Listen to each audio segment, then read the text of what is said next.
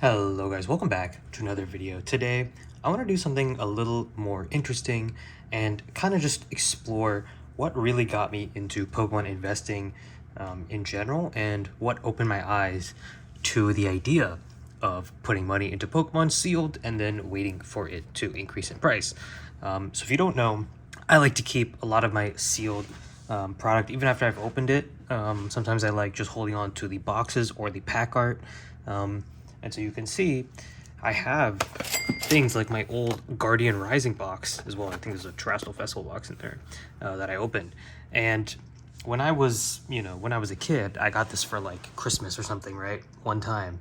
And then when I looked back on it, recently when Pocket came out around a year ago, I looked up what a sealed box of Guardian Rising would be, and it was a lot of money. And it's probably even more money now that time has passed, and that's kind of what got me into the idea of investing in Pokemon. And then I realized people have been doing this for a while now, right? It's not like I didn't discover something new. A lot of people have been doing this before, and then I kind of got into the investing community through that way. But this isn't the only kind of thing that I have. I also remember getting these. This was a set of 3 tins. I think it was a Reshiram, Zekrom, and Kyurem tin that all came with like promos inside of them. And so I'll be putting the prices up on the screen somewhere for the current price if I had kept them sealed. And then at the end, we'll kind of see how much money would I have made just keeping things sealed. And this is, this box looks kind of like nothing, but inside of it contains tons of packs, pack art specifically, of sets that I've opened. And obviously the stuff near the top is going to be really, really new stuff. Well, I actually recently opened some Evolving Skies, so I have a pack of that.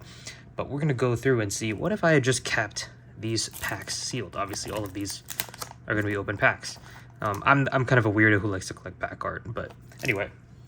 Evolving Skies, obviously, that would be pretty expensive. Recently, I opened some Mega Brave as well. Pulled the Vulpix and Bulbasaur from a box, so that was cool. Of course, Paldean Fates is doing absolutely amazing right now. I have all the pack art for these. Those, if I kept sealed, I'm sure would also be doing amazingly. But I have enough sealed of that. We have some Destined Rivals really climbing up in price, which is weird. Kind of surprised that it's doing what it's doing. I genuinely thought we could wait a little bit to buy some, but I don't know. I think if the next reprint comes, we definitely want to swoop in and buy more of it if you can, if you don't have any. Prismatic Evolutions, obviously, this set is going to do absolutely amazingly. I don't think you need me to tell you that. I think if you have no, sealed product of the set, you should get some at the very least. We have some Surging Sparks. I think Surging Sparks is actually in a really good spot right now. It recently got a reprint. And yeah, the pack art is really good. I love the Latios and Pikachu one especially, but I think Surging Sparks right now, the ETVs recently got reprinted, so it might not be a bad time to pick those up. Oh, here we go. Now we're getting into some really interesting ones. Forbidden Light. Wow, Sun and Moon. Very, very cool pack art. Ultra Necrozma there. Yeah, Forbidden Light, if you don't know, the booster boxes are doing really, really well right now. And I'm sure a pack of these is pretty expensive as well.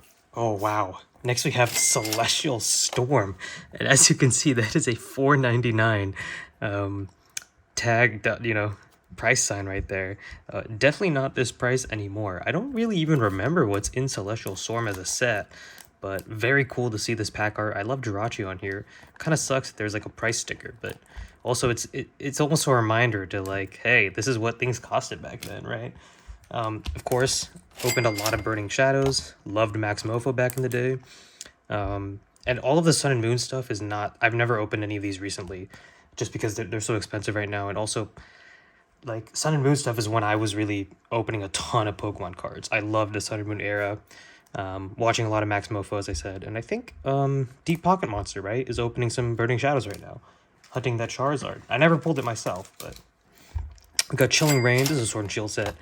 It's alright. I'm not the biggest Chilling Reign fan, but I think, just like every Sword and Shield set, it's going to do well in the future. Ooh, this is a cool one.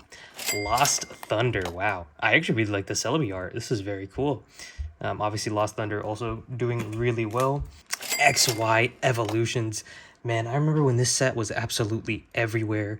Um, it was impossible to, get away from this set. It was just in every single box.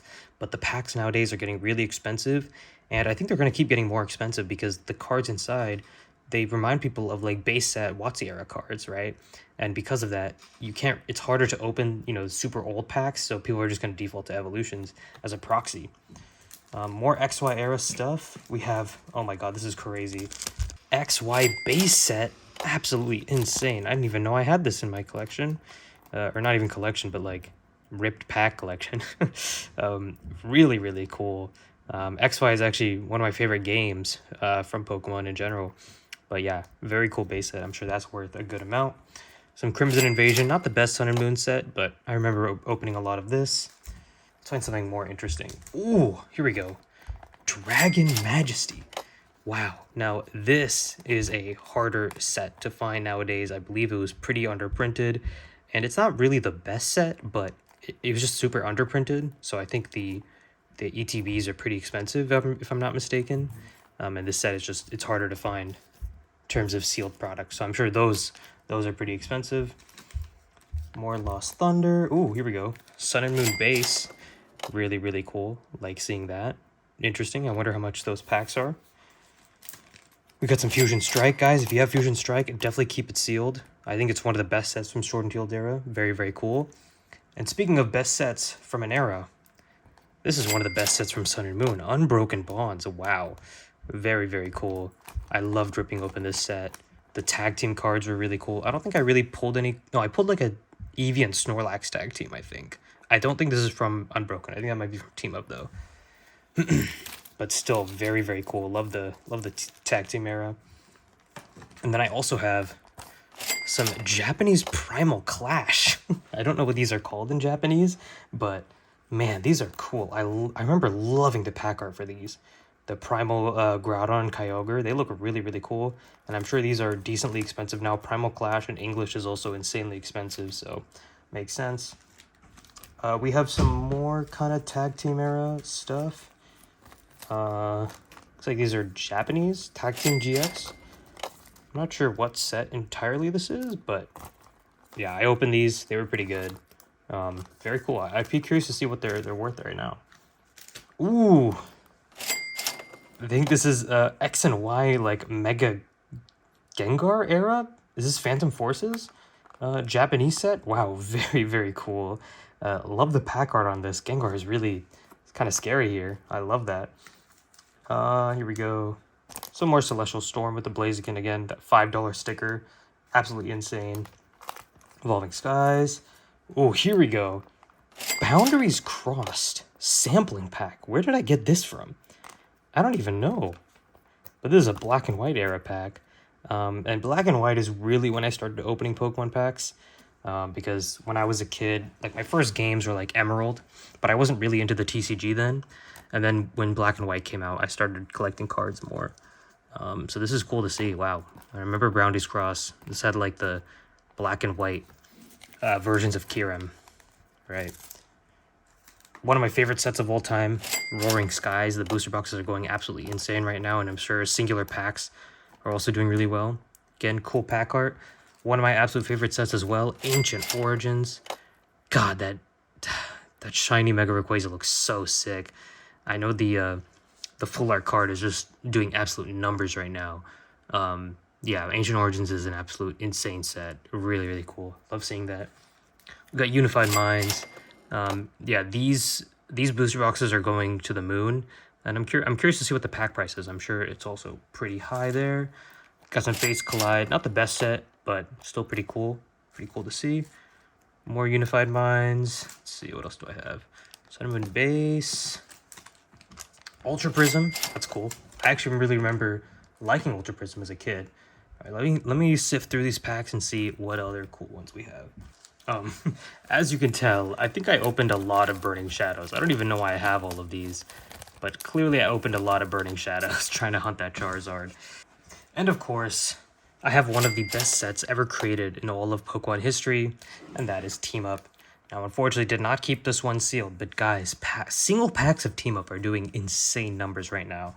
And Yeah, I think this kind of video just shows keeping on to your sealed collection, or even just ripping over like half a booster box and then keeping the other half sealed.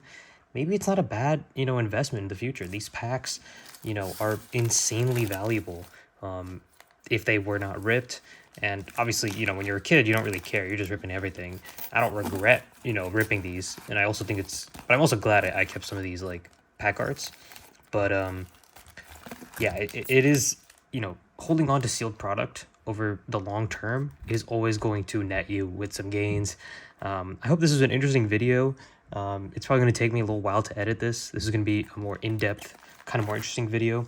So let me know if you guys enjoyed this kind of content. But guys, if this doesn't prove that sealed investing works, I don't know what will. I mean, I'm sure these packs are absolutely, highly coveted. And I mean, finding things like Team Up, Roaring Skies, Evolving Skies, like these are some of the best sets ever created. And if I had just kept these sealed, these packs would be worth tons of money, right? And obviously, when you're a kid, you're not going to hold on to them sealed. But now that we're adults, we have adult money.